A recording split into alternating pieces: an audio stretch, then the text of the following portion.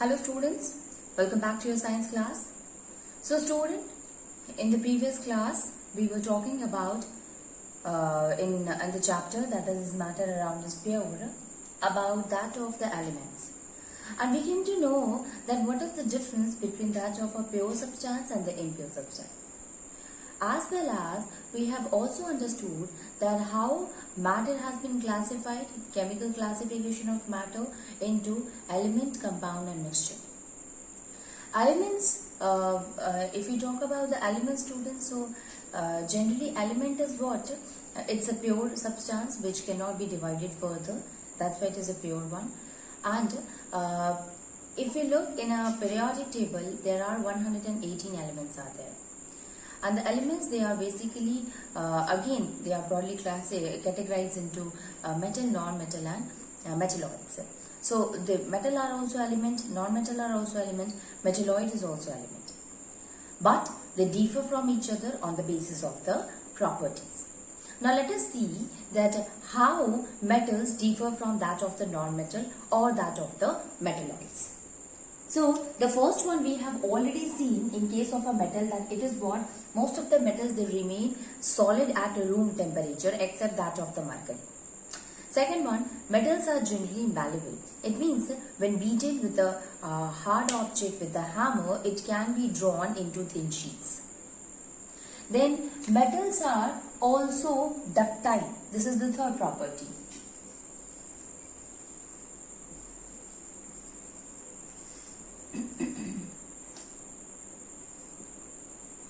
Metals are ductile. What does it mean that metals are ductile? It means it can be drawn into thin wires. You see, metals shows the malleability as well as this property in which metals can be drawn into thin wire, that is called as ductility. So these are ductile as well as shows the property that is ductility. So metals are both. They are malleable as well as ductile. Okay. So ductile means what? That metals can be drawn into thin wires. See, there are a lot of wires which we use today. Electric wire, if you look, like aluminium one or a copper one, even the foils of gold or silver, wires of gold or that of the silver is also available. So how we are able to use them, why we are able to use them, it is because of its property, that it shows the property of a ductility. So metals are what? They are ductile. Next one is metals are good conductor of electricity and heat.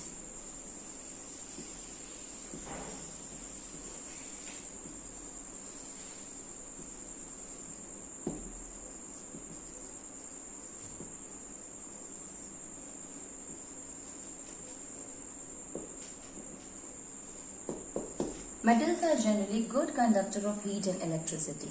See, metals, what happened? Metals generally lose ion. So, they consisting of an electron in it. Since the electrons are present in it, that is why these electrons are what? These will help in the formation of an electric current. What is an electric current? Flow of charges. So the charges are formed into the metals as they lose electron very easily. So they are what? They are a very good conductor of heat as well as electricity. Okay. Here, if we talk about the most of the metals are what? They are a very good conductor of electricity. Because of a good conductor only, because of a good conductor of heat as well as electricity, they are used for making electric wire or utensils also. You see aluminium utensils, copper utensils, even the steel one also. Copper wire is there, aluminium wire is there. These are used for the electric, as an electric wire. So why is it so? Because they are a good conductor of heat, because they are a good conductor of electricity.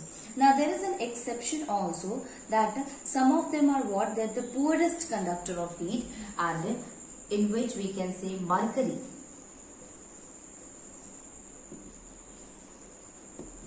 is an exception.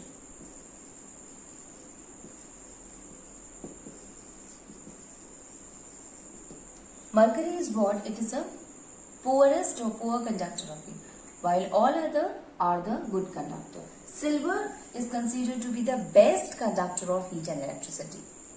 Silver. Mercury, it is Hg, symbol is Hg.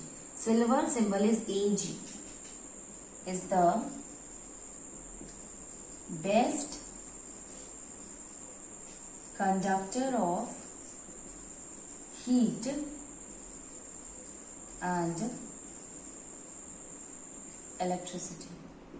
It's a best conductor of heat and electricity. So metals are what? They are a good conductor of heat. They are a good conductor of electricity, student. Next one is that metal possess a property, that is they are luster. They possess luster. So metals are generally lustrous.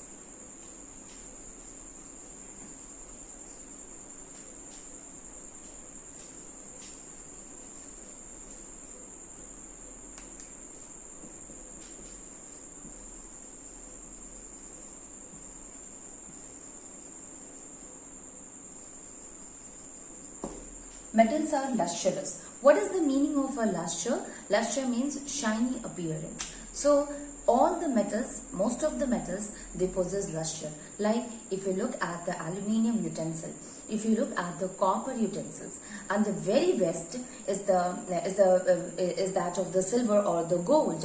So silver and gold, because of its property of a luster, because of it is of a shiny appearance, they are used for making jewelries. Okay, so gold and silver, they are the quite lustrous metal as compared to the other. Okay, so the property of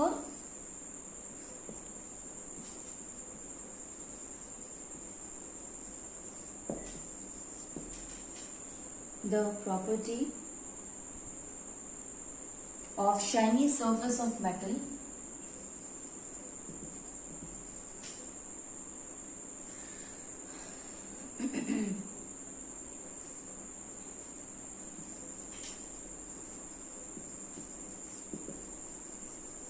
is called as luster.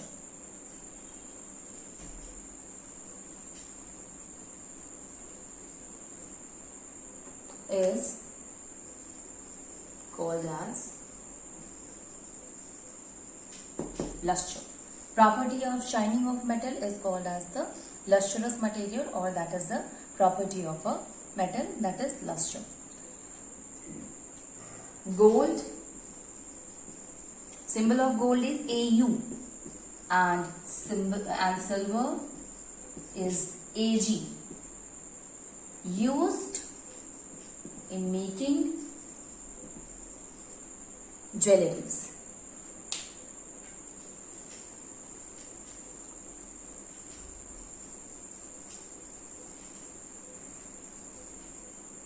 In making jewelries. Okay, so because of its property of a luster, they are used for making the jewelries also. Now metals are what? They are generally hard.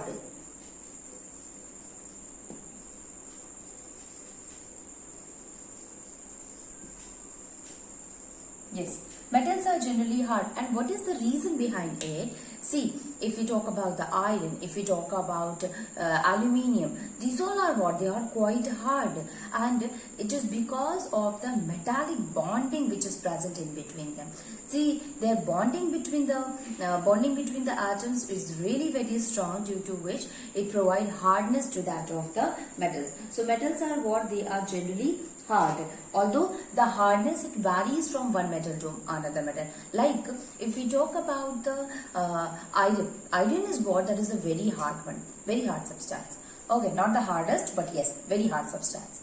If we compare that hardness with the other metal, so it is quite less hard. And if we compare with some of the metals which comes into an exception, which we consider as a soft metal, like that of the sodium or potassium, so they are what? They are not hard, but they are what? They are very soft metal. They are this much soft that they can be cut easily with the help of a knife. So exception is also there, but yes, most of them are what? Hard. So aluminium, iron, copper are generally hard that cannot be cut with a knife, but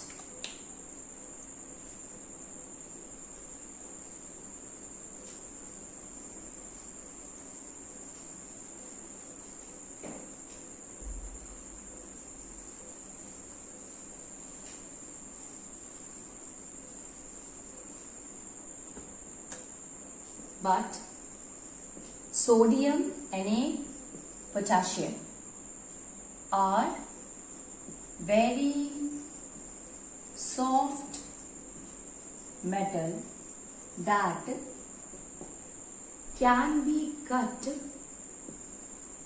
with the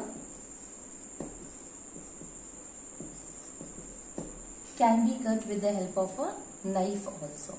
Okay, so sodium, potassium, they are very soft metal that they can be easily cut with the help of a knife. Okay, now the next one is metals are what? They are having high tensile strength.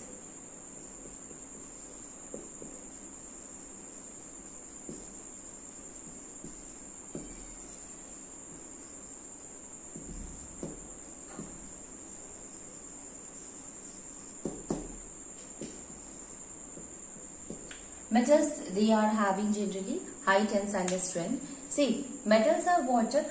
They are, if they are very hard, they are having the more capability to hold a large weight, and that we call as the tensile strength of an object. So a substance which is capable of holding a large weight is having the high tensile strength, and metals, they are generally having the high tensile strength. We can take an example like in case of a construction purpose, we use the iron rod for the construction of a bridges, for construction of a buildings, there is a need of the metal rods. Okay, so since they are having the capability to hold a large weight, that's why they are used for making all these. Okay, so metals are generally having high tensile strength. Metals can hold large weight without breaking.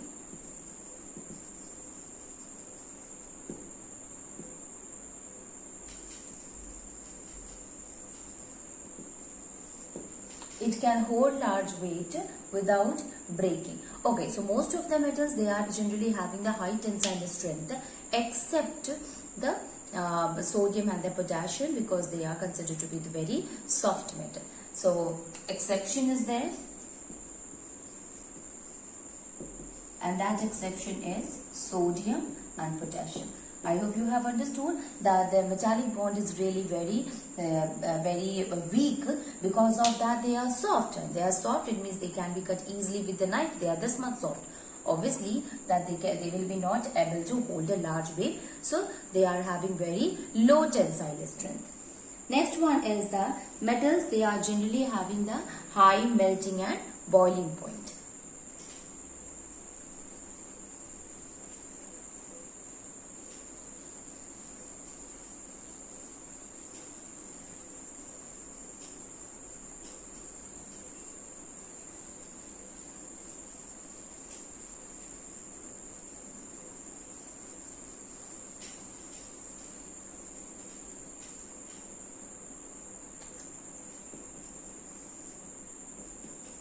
Metals are having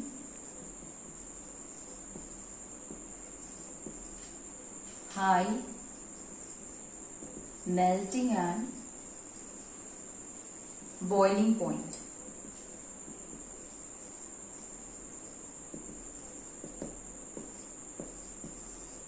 Metals are having high melting and boiling point. See, if the metals are what they are hard, it means their metallic bonding is really very strong, and when the bonding, the force of attraction between the molecules of the metal is high, then we have to apply more amount of a heat in order to convert it into the another state, or in order to break the bonding between them. So for that, since if the force of attraction between the molecule is really very strong, so we have to supply more amount of a heat.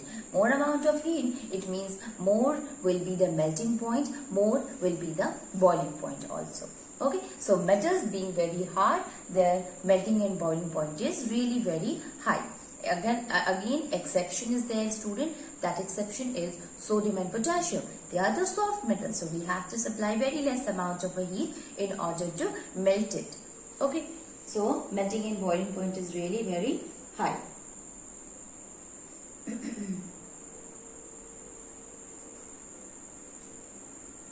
Okay, so sodium and potassium is having low melting point,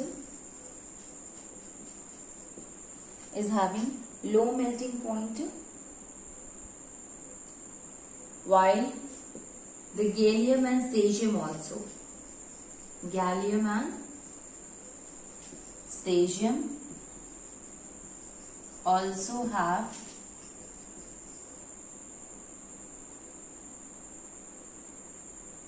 a low boiling point. Okay, so we can say that these are what? These are some of the exceptions whose melting and boiling point is what? It is less. Actually, gallium and cesium its boiling point is what? It is little bit higher than that of the room temperature, but not much. Okay, so metals, they are generally having the high melting and the boiling point. The next one is that metals are having high density also.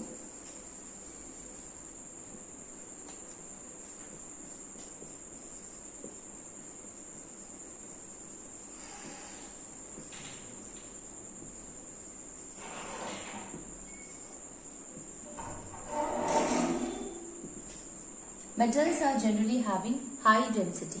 See, the metals are what? The molecules of the metals are what? They are very close to each other. It is because of this they are very hard. It is because of that their melting and the boiling point is also very high. So obviously its density will be also very high. The molecules mass per volume will be, it must be more, and making the density high, students. Again, an exception is there, student, and that exception is the sodium and potassium.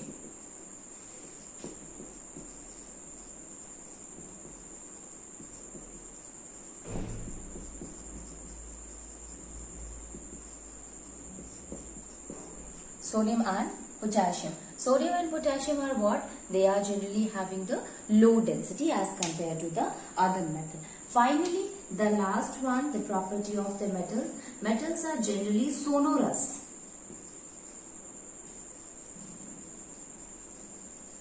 What is the meaning of a sonorous, student? Sonorous means when we hit it with a hard object, it produces sound. And metals are what? They are generally sonorous. When we hit it with the hard object, it starts produces the sound. And yes, because of that only, a lot of object like a bell or a musical instrument, these all are made up of a metal itself. Okay, because of its sonority property. Okay, so bell, musical instrument,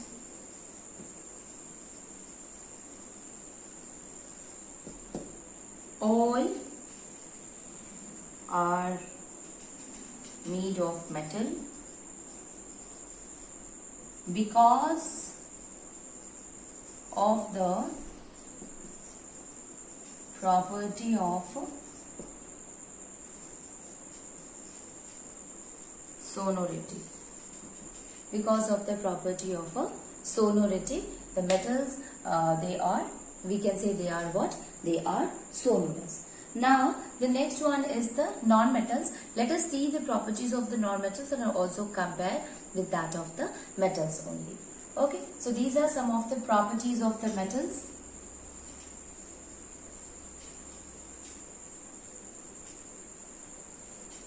Now, what kind of a questions can be asked here, students? See, the question can be out of the following. If in an objective question, yes, a question can be asked, and out of the following, which one is what? It is sonorous. So the option can be given from the non-metals and one of the metal. You have to take on the metal. If out of this, which is considered to be cut with the knife, then if the sodium is given or the potassium is given in the option, so that will be the correct.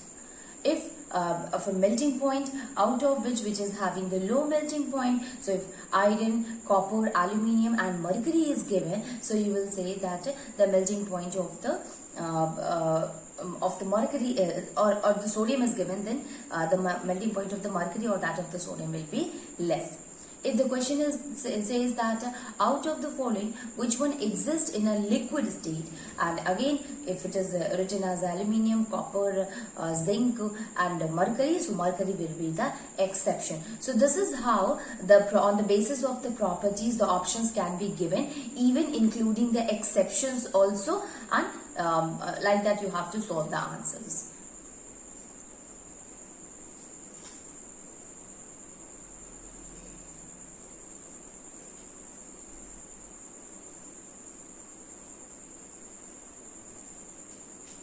So, the next one is the non-metals.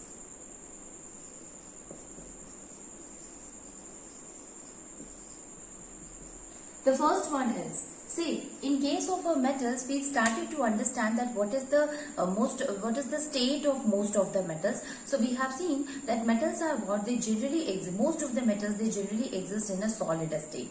Okay, while in case of non-metals, the non-metals can exist in solid, in liquid as well as in the gaseous.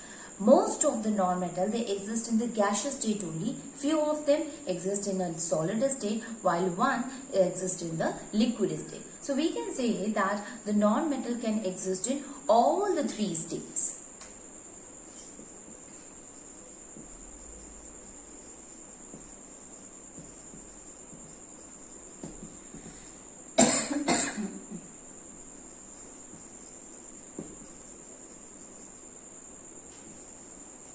What are the three states, students? The first one is the solid.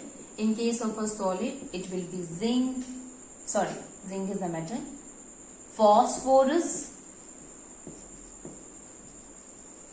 represented by P.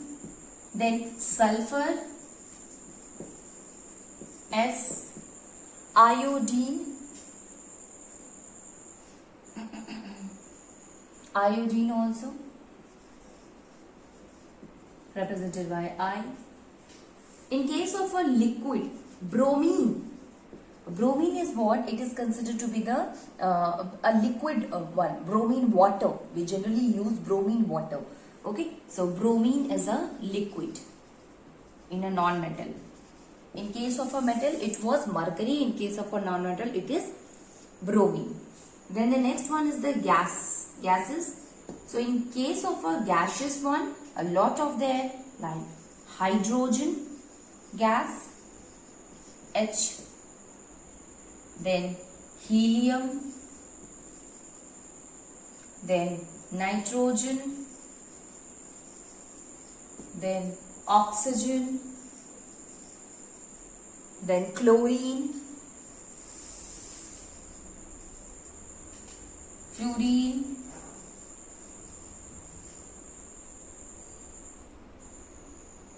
etc. Okay, so there are a lot of different gases are present, which is a non-metal. Okay, so metals, most of them they exist in a solid state, while in case of a non-metals they can exist in the solid, in case of in the liquid as well as in the gaseous also. The next property of the non-metals, that they exist in different color. Say in case of metals, they generally exist in the gray or a white, except that of the gold, which is a pale yellow color. Most of them they do not exist in the different color, but in case of a non-metal they exist in a different color. Like non-metals, these exist in different colors.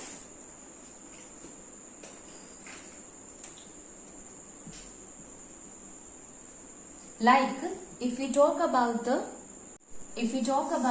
that of the phosphorus, so phosphorus, it can be white, it can be red. Sulfur exists in a yellow color. Similarly, if we talk about the graphite, it is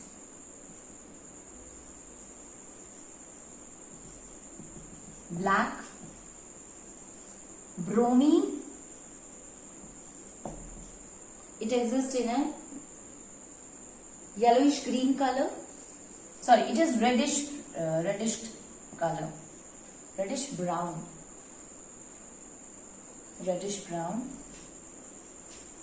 Chlorine, yellowish green.